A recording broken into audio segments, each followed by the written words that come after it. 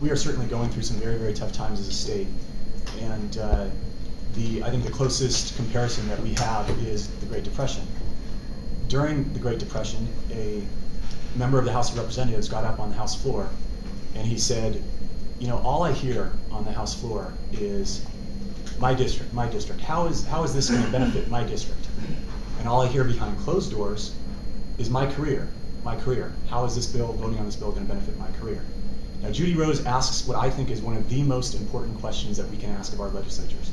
And it's the same question that that gentleman asked on the House floor. He said, what about my country? What about my country? And the question here is, what about my state? What is this bill that I vote on going to do for this state? I agree. I think we've had a legislature that's been marked by incrementalism.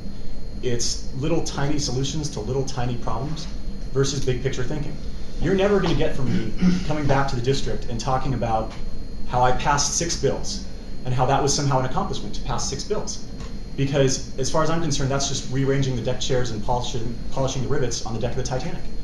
We need big picture solutions to big picture problems, and we also need to elect a legislature who is going up there to do a job. We need to elect people where we look into their hearts and we say, are you doing this because it's the next logical step? Are you doing this because you always wanted to get elected to office? Or are you doing this because you care? Are you doing this because you want to help California?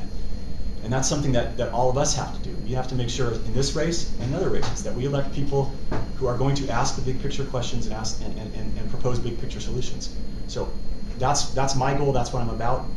I want to go up there because I think that we need to shift the focus back. I said this in my opening comments. We need to shift the focus back of our government to performing the basics well, and solving the long-term problems of the state. So thank you.